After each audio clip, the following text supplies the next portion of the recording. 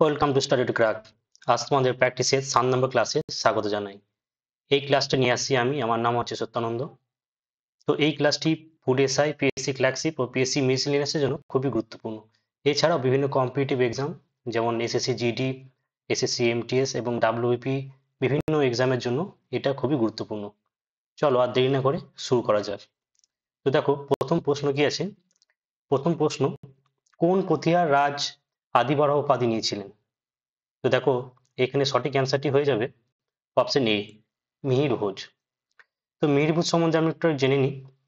মিহির ভোজ বা ভোজ এক ছিলেন গুর্জার প্রতিহার বংশীয় একজন শাসক। তিনি ছিলেন নাগভট্ট দ্বিতীয়ের পুত্র এবং মিহির ভোজ বিষ্ণুর উপাসক ছিলেন। এবং দেখো আদিবরাহ উপাধি তার মুদ্রার উপর খোদাই করা আছে। আর এই যে প্রথম নাগভট্ট, এই যে প্রথম নাগভট্ট ইনি ছিলেন এই গুর্জার প্রতিহার রাজবংশের প্রতিষ্ঠাতা। এবং এটি কত মানে কত এর সময়কাল কি ছিল না, এর সময়কাল ছিল 8 থেকে 11তম দশক অব্দি। আর দ্বিতীয় নাগভট্ট ইনি ছিলেন মিহির ভোজের বাবা। তোমাদের পরবর্তী প্রশ্ন, 1 ন্যানোমিটার সমান কত? দেখো এখানে সঠিক অ্যান্সারটি হয়ে যাবে অপশন এ, 10⁻⁹ মিটার। এবং তোমরা মনে রাখো এই ন্যানোমিটার শব্দটি এসেছে গ্রিক শব্দ ন্যানোস থেকে। পরবর্তী প্রশ্ন, আরণ্যক গ্রন্থের রচয়িতা হলেন কে? তো দেখো এখানে সঠিক অ্যান্সারটি হয়ে যাবে অপশন বি, বিভূতিভূষণ বন্দ্যোপাধ্যায়। এবার দেখি যে হুতুম পেঁচা এটি কার ছদ্মনাম ছিল? তো এটি ছদ্মনাম ছিল কালীপ্রসন্ন সিংহের। আর রবীন্দ্রনাথ ঠাকুরের ছদ্মনাম ছিল কি ছিল না, বলাইচাঁদ, সরি রবীন্দ্রনাথ ঠাকুরের ছদ্মনাম ছিল ভানু সিংহ। এবং এই বনফুল মানে এটি কার ছদ্মনাম ছিল না, এটি ছদ্মনাম ছিল বলাইচাঁদ মুখোপাধ্যায়ের। আর বিভূতিভূষণ বন্দ্যোপাধ্যায়ের আরো কিছু গুরুত্বপূর্ণ বইগুলো, সেগুলো কি কি মানে উপন্যাসগুলো, এক একটা প্রথমটা হচ্ছে চাঁদের পাহাড়, তারপর দেবযান, পথের পাঁচালী। এবং পথের পাঁচালী এটা নিয়ে একটা সিনেমা আছে, তোমরা সকলেই জানো। সেটি 1955 সালে মুক্তি পায় ছবিটি, এবং এটি পরিচালনা করেছিলেন আমাদের বাঙালির গর্ব সত্যজিৎ রায়। এবং তোমরা যদি কেউ জানো তো আমাকে বলবে এই পথের পাঁচালী যে ছবিটি তার সঙ্গীত পরিচালনা করেছিলেন কোন ব্যক্তি। আমাদের পরবর্তী প্রশ্ন আমরা দেখে নিই কি আছে। তো 4 নম্বর প্রশ্ন আছে, সরকারিভাবে ভারতীয় অর্থনীতিকে মিশ্র অর্থনীতি হিসেবে ঘোষণা করা হয়েছিল কোন শিল্পনীতি প্রণয়নের পরে? তো দেখো এখানে সঠিক অ্যান্সারটি হয়ে যাবে অপশন বি, 1956 সালের শিল্পনীতি। নেক্সট কোশ্চেন, 23তম কমনওয়েলথভুক্ত দেশগুলির আইন সম্মেলন কোন রাজ্যে অনুষ্ঠিত হয়েছে? তো দেখো এখানে সঠিক অ্যান্সারটি হয়ে যাবে অপশন এ, গোয়া। চলো আমরা একটু গোয়া সম্বন্ধে জেনে নিই। গোয়ার গভর্নর হচ্ছে কে না, PS শ্রীধর পিল্লাই। এবং গোয়ার চিফ মিনিস্টারের নাম কি না, প্রমোদ সাওয়ান্ত। এবার দেখো গোয়া ইন্ডিয়ার সাথে মানে ইন্ডিয়ার অংশ হয়েছিল 19শে ডিসেম্বর 1961 সালে। এবার তোমরা সকলেই জানো যে গোয়া কোন অপারেশনের মাধ্যমে গোয়াকে ইন্ডিয়ার অন্তর্ভুক্ত করা হয়। তো সেই অপারেশনটির নাম হচ্ছে অপারেশন বিজয়, যেটা খুবই ইম্পর্টেন্ট, তোমরা কাইন্ডলি একটু মনে রেখে দিও। আমাদের নেক্সট প্রশ্ন, ভারতের তুলো চাষের পক্ষে সবচেয়ে উপযোগী অঞ্চল হলো কি বা কোনটি? তো দেখো এখানে সঠিক অ্যান্সারটি হয়ে যাবে অপশন বি, দাক্ষিণাত্যের লাভা গঠিত অঞ্চল। এবং এই দাক্ষিণাত্যের কৃষ্ণ মৃত্তিকাকে রেগুর মৃত্তিকাও বলা হয়। নেক্সট কোশ্চেন, জলপাইগুড়ির বিজন বাড়িতে আছে কি? তো দেখো এটা সঠিক অ্যান্সার হয়ে যাবে অপশন বি, জলবিদ্যুৎ কেন্দ্র। পরবর্তী প্রশ্ন, তাসের দেশ নাট্যগ্রন্থটি কার লেখা? তো দেখো, এটি লেখা হচ্ছে রবীন্দ্রনাথ ঠাকুরের, অর্থাৎ সঠিক অ্যান্সার হয়ে যাবে অপশন এ। এবং এই তাসের দেশ এই নাট্যগ্রন্থটি কাকে উৎসর্গ করেছিলেন রবীন্দ্রনাথ? তো এটি উৎসর্গ করেছিলেন সুভাষচন্দ্র বসুকে। এবং রবীন্দ্রনাথ ঠাকুরের আরো কিছু কাব্যগ্রন্থ যেগুলি বারবার পরীক্ষায় আসে, সেগুলো হলো গোরা, কাবুলিওয়ালা, আর দেখো এখানে নজরুল ইসলাম। এনাকে আমরা সকলেই জানি বিদ্রোহ কবি হিসেবে, এবং ইনি হলেন বাংলাদেশের জাতীয় কবি। আর এখানে অপশন সিতে যেটা রয়েছে অরবিন্দ ঘোষ। এই অরবিন্দ ঘোষের লেখা কিছু ইম্পর্টেন্ট বইয়ের নাম হচ্ছে দ্য লাইফ ডিভাইন, এবং যেটা পরীক্ষায় বারবার আসে সেটা হচ্ছে সাবিত্রী। এটি কার লেখা? অরবিন্দ ঘোষের।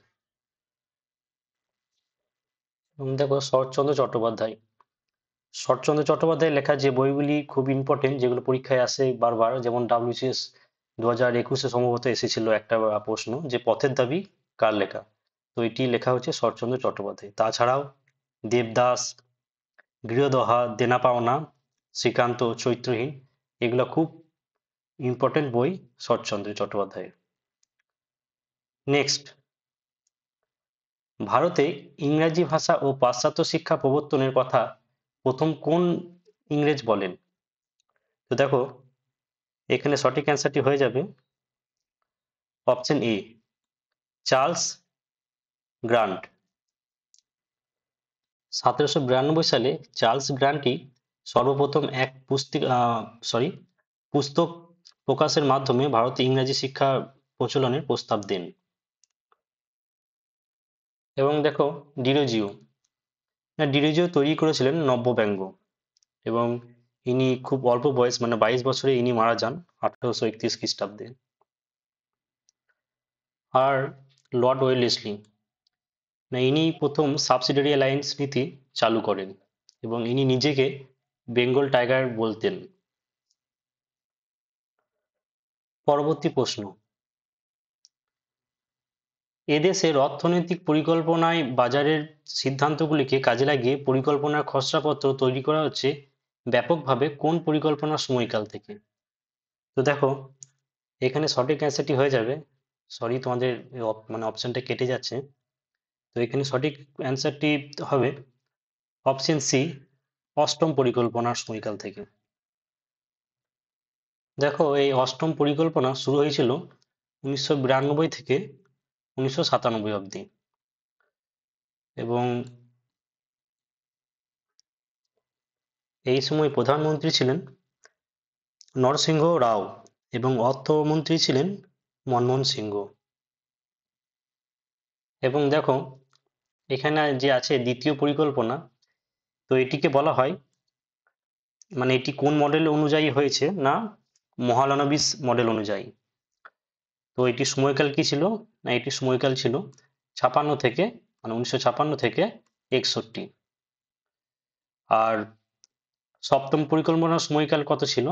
না সপ্তম পরিকল্পনার সময়কাল ছিল 1985 থেকে 1990 অবধি। এবং দেখো, এই দশম পরিকল্পনা, তো এটির সময়কাল ছিল 2002 থেকে 2007, এবং এই সময় ভারতের প্রধানমন্ত্রী কে ছিলেন?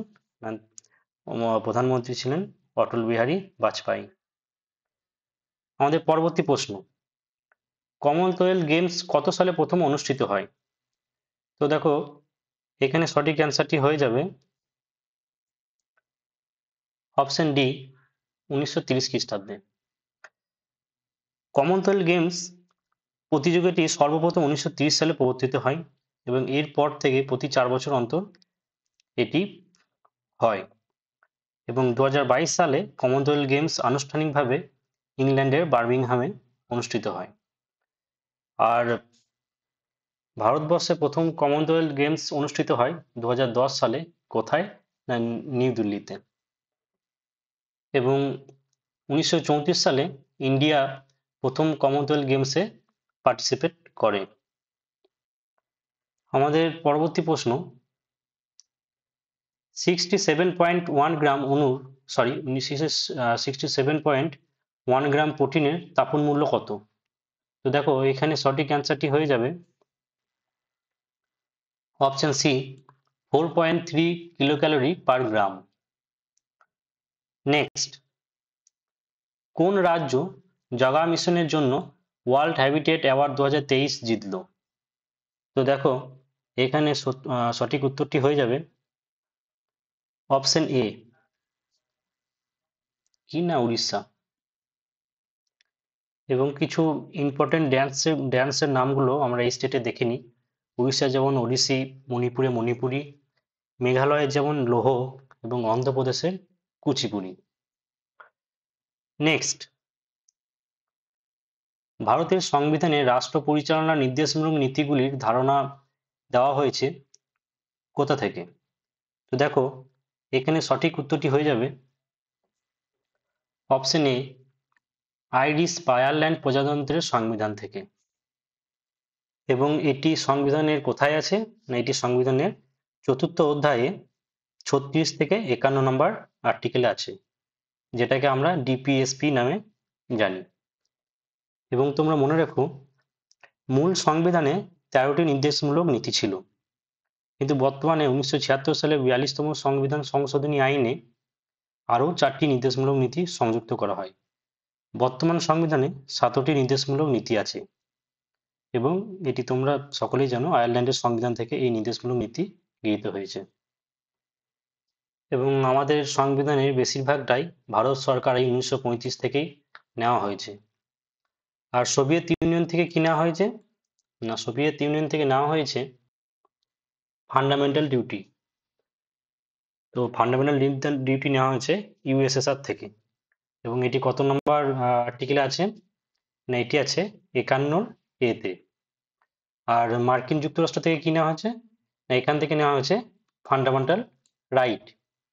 এবং এটি কত থেকে কত আর্টিকেল অবধি আছে? তো এটি আর্টিকেল আছে 12 থেকে 35 অবধি। আমাদের পরবর্তী প্রশ্ন, ভারতে কোন সালে প্রতিযোগিতামূলক পরীক্ষার মাধ্যমে সরকারি কর্তৃক কর্মীদের নিয়োগ ব্যবস্থা করা হয়? তো দেখো এখানে সঠিক উত্তরটি হয়ে যাবে অপশন সি, 1853 সালে। এবং 1813 সালে এবং 1833 সালে 4টা ট্যাক্ট পাস হয় এবং এর মাধ্যমে বলা হয় যে ইস্ট ইন্ডিয়া কোম্পানি আরো 20 বছর ব্যবসা করতে পারে। তো 1813 হয়ে গেছে, 1857 খ্রিস্টাব্দে, এটা তো আমরা সকলেই জানো যে 1857 খ্রিস্টাব্দে কি হয় না, মহাবিদ্রোহ হয়। এবং পরীক্ষায় যেটা খুব বারবার আসে সেটা হচ্ছে যে 1857 সালের মহাবিদ্রোহ কোথা থেকে প্রপার ভাবে শুরু হয়? তো এটি শুরু হয় মেরাট থেকে 10ই মে, অর্থাৎ 10ই মে 1857 খ্রিস্টাব্দে মেরাট থেকে এই মহাবিদ্রোহের সূচনা হয়। এবং এই বিদ্রোহে বিভিন্ন জায়গা থেকে বিভিন্ন লিডাররা এই বিদ্রোহ করেছিল। যেমন দিল্লি থেকে লড়েছিল ভগৎ খান, কানপুর থেকে নানা সাহেব, লখনৌ থেকে বেগম হজরত মহল, এবং বেয়াল্লি থেকে খান বাহাদুর, বিহার থেকে কুনওয়ার সিং এবং ঝাঁসি থেকে রানী লক্ষ্মীবাই। তো এই নামগুলা বারবার এক্সামে আছে, মানে বারবার আসে। তো তোমরা এগুলো একটু মনে রেখে দিও। চলো নেক্সট প্রশ্ন, ভারতের প্রথম মহিলা বিচারপতি হলেন কে? তো দেখো এখানে সঠিক উত্তরটি হয়ে যাবে অপশন বি, আন্না দি কেরল। এবং তোমরা মনে রেখো সুপ্রিম কোর্টের প্রথম মহিলা বিচারপতি হলেন মীরা সাহেব ফাতিমা বিবি এবং হাইকোর্টের প্রথম মহিলা বিচারপতি হলেন লীলা সেঠ। নেক্সট, আমাদের পরবর্তী প্রশ্ন, কয়লার একটি উপজাত দ্রব্য হলো কি? তো দেখো এটার সঠিক উত্তরটি হয়ে যাবে অপশন সি, অ্যামোনিয়া। এবং তোমরা মনে রাখো যে কয়লার আরেকটি উপজাত দ্রব্য হলো আলকাতরা, যেটা এক্সামে বারবার আসে। এবং ভারতে বিটুমিনাস শ্রেণীর কয়লা বেশি পাওয়া যায়। আর ভারতের সবচেয়ে প্রাচীন কয়লা খনি কোথায় অবস্থিত? না সেটি অবস্থিত রানীগঞ্জে। আর লিগনাইট শ্রেণীর কয়লা কোথায় পাওয়া যায়? না সেটি পাওয়া যায় তামিলনাড়ুতে। আর যেটা খুব ইম্পর্টেন্ট, কোল ইন্ডিয়ার সদর দপ্তর কোথায়? তো এটি সদর দপ্তর হচ্ছে কলকাতায়। নেক্সট, নিচের কোনটি তড়িৎচুম্বক তরঙ্গ নয়? তো দেখো, এখানে সঠিক উত্তরটি হয়ে যাবে অপশন সি, শব্দ বা সাউন্ড। এবং তোমরা মনে রেখো, শব্দ তরঙ্গ ও চৌম্বক তরঙ্গ বা আলোক তরঙ্গের মধ্যে পার্থক্যগুলি। প্রথমত, শব্দ তরঙ্গ হলো স্থিতিস্থাপক তরঙ্গ, কিন্তু আলোক তরঙ্গ হলো তড়িৎচুম্বকীয় তরঙ্গ। শব্দ তরঙ্গ হচ্ছে অনুদৈর্ঘ্য তরঙ্গ, আর আরেকদিকে আলোক তরঙ্গ হচ্ছে তির্যক তরঙ্গ। আর শব্দ তরঙ্গের তরঙ্গ দৈর্ঘ্য বড়, আর আলোক তরঙ্গের তরঙ্গ দৈর্ঘ্য খুবই ছোট। আর শব্দের গতিবেগ কত? না শব্দের গতিবেগ হচ্ছে 343 মিটার পার সেকেন্ড। এবং শূন্য মাধ্যমে আলোর গতিবেগ কত? না 3 × 10⁸ মিটার পার সেকেন্ড। পরবর্তী প্রশ্ন, কুষাণরা, মানে এটা এটা ভুল দেওয়া আছে, এটা হবে কুষাণরা। কুষাণরা কোন বংশের শাখা? তো দেখো, এখানে সঠিক উত্তরটি হয়ে যাবে অপশন সি, না কোন বংশের? ইউচি বংশের শাখা। নেক্সট, কোনটি ইউরোপের খেলার মাঠ হিসেবে পরিচিত? দেখো, এখানে সঠিক উত্তরটি হয়ে যাবে অপশন এ, সুইজারল্যান্ড। নেক্সট, খুব ইম্পর্টেন্ট প্রশ্ন, এটা বারবার পরীক্ষায় আসে। নীল দর্পণের রচয়িতা হলেন কে? এবং আগেও তোমাদেরকে প্রত্যেকটা ক্লাসে মানে পড়াই আমি, এক্সট্রা ডিটেলস দিয়ে যেগুলি। দেখো, আজকে এটা এসেছে, যেমন আগের দিনই বলেছিলাম যে নীল দর্পণের রচয়িতা কে? না এখানে সঠিক উত্তরটি হয়ে যাবে অপশন এ, দীনবন্ধু মিত্র। আমি আগের দিনে দীনবন্ধু মিত্রর কিছু ইম্পর্টেন্ট বইয়ের নামগুলো বলেছিলাম। আর দেখো, এই দেবেন্দ্রনাথ ঠাকুর, ইনি কি করেছিলেন? না ইনি তত্ত্বাবধানী সভা প্রতিষ্ঠিত করেছিলেন। কত খ্রিস্টাব্দে? না 6ই অক্টোবর 1839 খ্রিস্টাব্দে। এবং দেখো, এই শিবনাথ শাস্ত্রী, ইনি কে? না ইনি সাধারণ ব্রাহ্ম সমাজের প্রতিষ্ঠাতা। এবং কত খ্রিস্টাব্দে তিনি এই সাধারণ ব্রাহ্ম সমাজ প্রতিষ্ঠা করেন? না 1878 খ্রিস্টাব্দে। আমাদের পরবর্তী প্রশ্ন, 28তম কন্ট্রোলার জেনারেল অফ অ্যাকাউন্টস হিসেবে বা সিজিএ হিসেবে কাকে নিযুক্ত করা হয়েছে? তো দেখো, এখানে সঠিক উত্তরটি হয়ে যাবে অপশন ডি, সঞ্জীব শঙ্কর দুবে। আমাদের পরবর্তী প্রশ্ন, ভারতীয় অর্থ ব্যবস্থায় দান করাকে কবে থেকে অস্তিত্বহীন করা হয়? তো দেখো, এখানে সঠিক উত্তরটি হয়ে যাবে অপশন বি, 2000 থেকে 2001 সালে কেন্দ্রীয় বাজেট প্রস্তাবে। নেক্সট, সিন্ধু সভ্যতা সম্পর্কে আমাদের জানার প্রধান উৎস হলো ড্যাশ।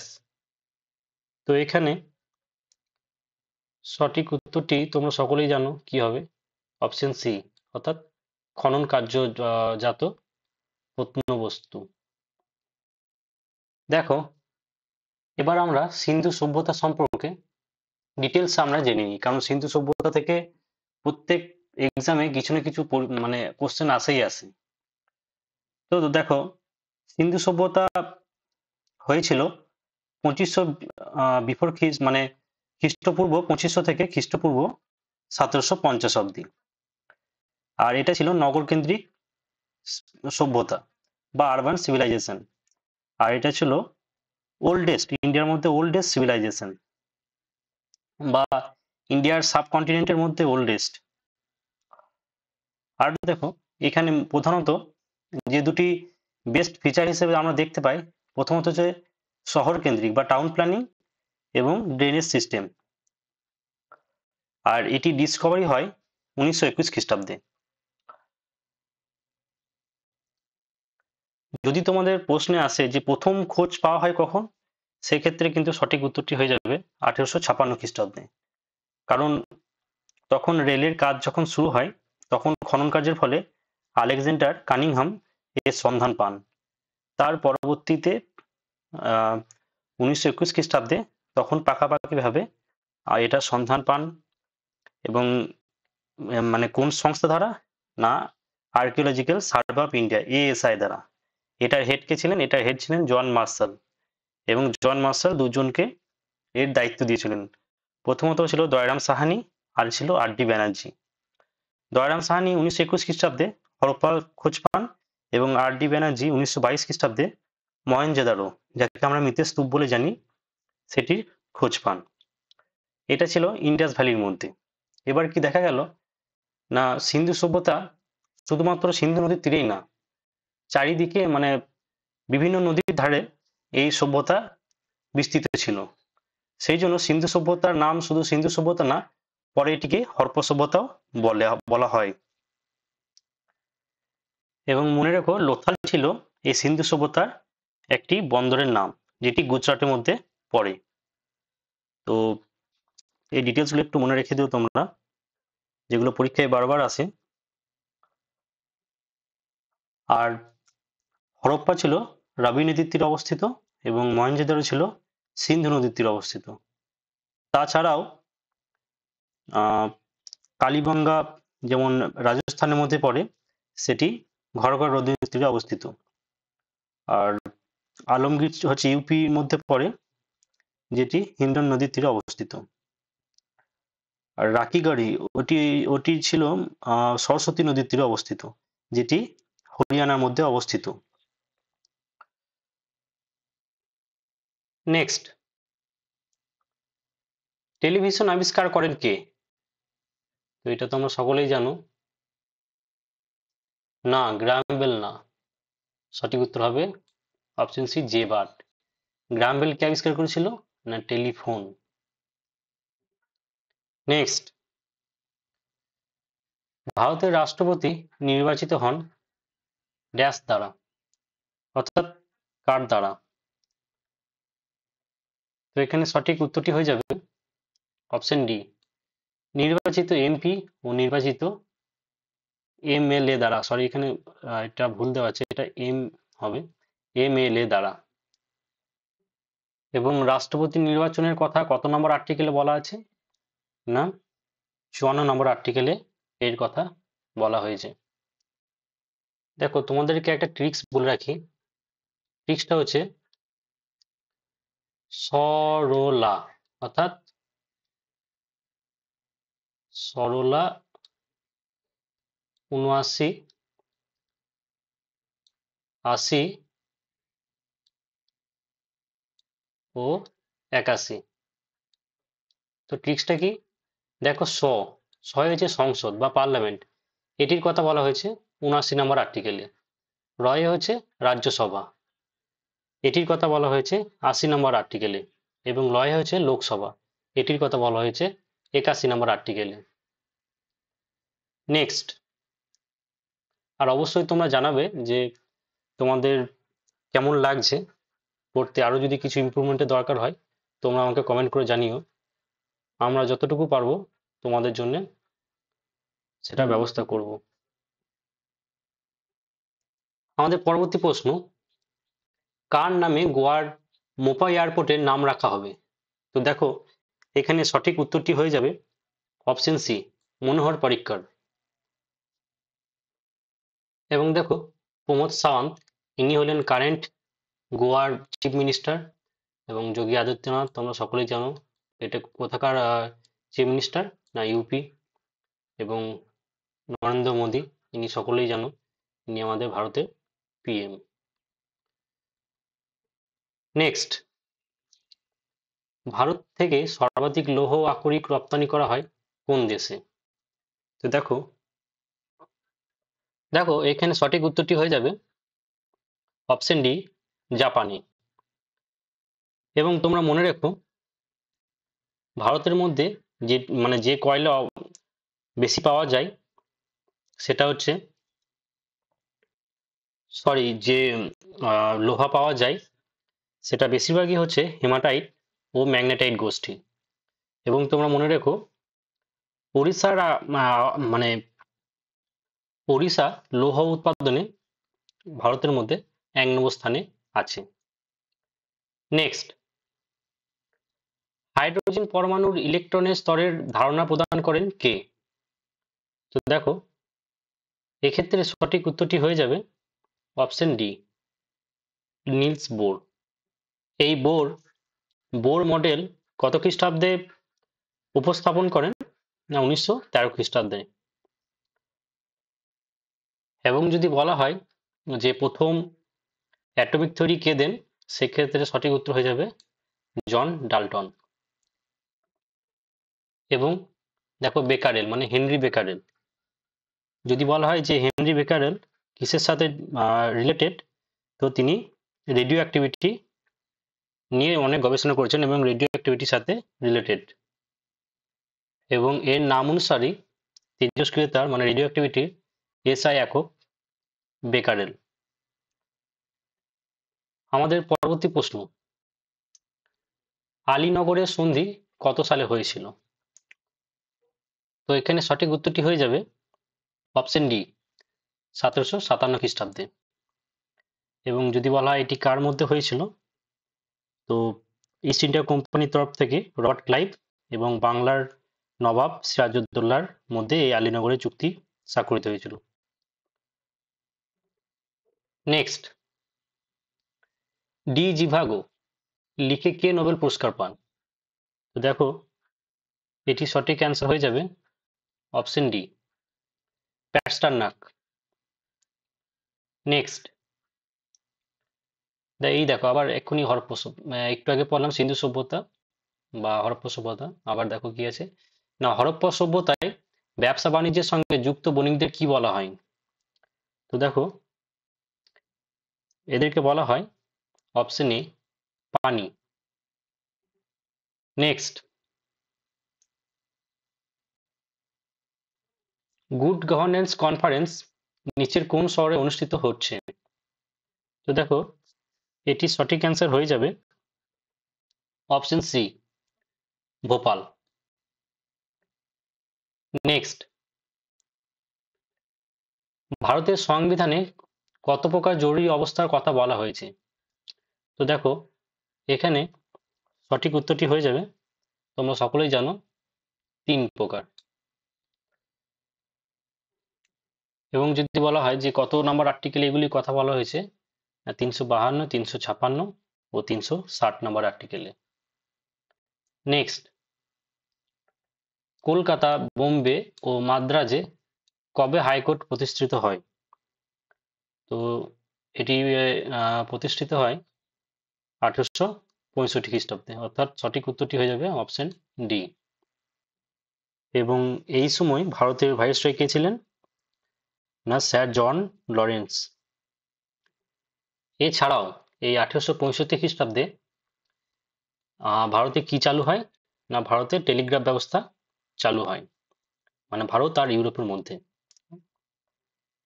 আমাদের পরবর্তী প্রশ্ন, ব্যারোমিটার আবিষ্কার করেন কে? তো দেখো এখানে সঠিক উত্তরটি হয়ে যাবে অপশন ডি, ইভার জেলিস্টা টরিসেলি। এবং যদি বলা হয় কত খ্রিস্টাব্দে? 1643 খ্রিস্টাব্দে। আমাদের পরবর্তী প্রশ্ন, প্রাক স্বাধীন ভারতে সর্বপ্রথম অর্থ কমিশন গঠিত হয় কবে? তো এটি গঠিত হয় 1921 খ্রিস্টাব্দে, অর্থাৎ সঠিক উত্তরটি হয়ে যাবে অপশন এ। নেক্সট, কে হার্ভার্ড ল স্কুল সেন্টারের দ্বারা অ্যাওয়ার্ড ফর গ্লোবাল লিডারশিপে সম্মানিত হচ্ছেন? তো এক্ষেত্রে সঠিক উত্তরটি হয়ে যাবে option A, D Y Chandrachud. এবং ইনি কে সেটা তোমরা কমেন্ট করে জানিও। নেক্সট, দেশের কোম্পানিগুলি কিসের উপর কর্পোরেশন কর দিয়ে থাকে? তো দেখো, এটির সঠিক উত্তরটি হয়ে যাবে তাদের আয়ের উপর, অর্থাৎ অপশন এ। নেক্সট, ভারতে প্রথম কোন মহিলা এমএ ডিগ্রি লাভ করেন? তো দেখো, এক্ষেত্রে সঠিক উত্তরটি হয়ে যাবে অপশন ডি, চন্দ্রমুখী বসু। আর যদি বলা হতো যে ভারতে প্রথম মহিলা ডাক্তারের, তাহলে সেক্ষেত্রে কাদম্বনী গাঙ্গুলির নাম সঠিক অ্যান্সারে আসতো। এবং কাদম্বনী গাঙ্গুলি চন্দ্রমুখী বসু একসাথেই পড়াশোনা করেছিলেন। আর দেখো, সরোজিনী নাইডু, এই সরোজিনী নাইডু হলেন প্রথম ভারতীয় মহিলা যিনি কংগ্রেসের সভাপতিত্ব করেছিলেন। নেক্সট, নীল বিদ্রোহের নেতা কে ছিলেন? তো দেখো, এখানে সঠিক উত্তরটি হয়ে যাবে অপশন এ, দিগম্বর বিশ্বাস ও বিষ্ণু বিশ্বাস। এবং এই নীল বিদ্রোহের রিলেটেড একটা নাটক, যেটি নীল দর্পণ হিসেবে তোমরা জানো, এটির লেখক ছিলেন কে না, এখনই পড়িয়েছি তোমাদেরকে, দীনবন্ধু মিত্র। এবং এই নাটকটিকে ইংরেজি অনুবাদ কে করেন না, মাইকেল মধুসূদন দত্ত। নেক্সট, বাবা রামচন্দ্র কোথায় কৃষকদের সংঘবদ্ধ করেছিলেন? দেখো, এখানে সঠিক উত্তরটি হয়ে যাবে অপশন এ, অবোধে। নেক্সট, এসিআই এএসকিউ পুরস্কার 2022 অনুযায়ী কোন বিমানবন্দরকে এশিয়া প্যাসিফিক অঞ্চলে সেরা বিমানবন্দরের মর্যাদা দেওয়া হয়েছে? তো দেখো, এখানে সঠিক উত্তরটি হয়ে যাবে অপশন বি, তিরুচিরাপল্লী আন্তর্জাতিক বিমানবন্দর। এবং এটি কোথায় আছে না, এটি অবস্থিত তামিলনাড়ুতে। নেক্সট, প্রধানমন্ত্রীকে কে নিয়োগ করেন? তো দেখো, এখানে সঠিক উত্তরটি হয়ে যাবে অপশন ডি, লোকসভা নির্বাচন করে এবং রাষ্ট্রপতি নিয়োগ করেন। এবং রাষ্ট্রপতি যে প্রধানমন্ত্রীকে নিয়োগ করেন, এটি কত নম্বর আর্টিকেল বলা হয়েছে না, 75 নম্বর আর্টিকেলে এটির কথা বলা হয়েছে। নেক্সট, 100 দিনের গ্লোবাল সিটি ক্যাম্পেইন লঞ্চ করলো কোন রাজ্য? তো এই ক্ষেত্রে সঠিক উত্তরটি হয়ে যাবে অপশন সি, ইউপি বা উত্তরপ্রদেশ।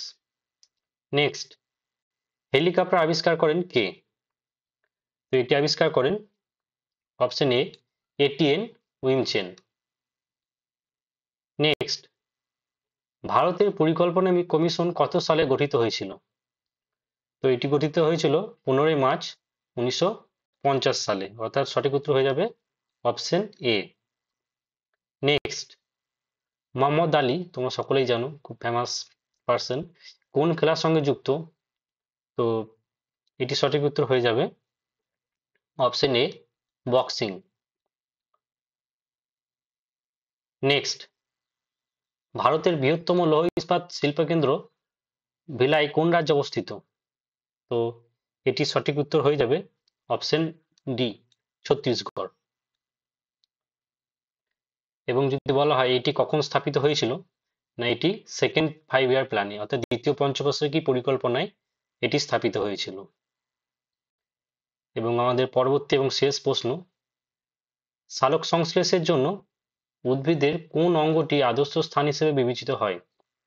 তো এক্ষেত্রে সঠিক উত্তরটি হয়ে যাবে অপশন এ, পাতা।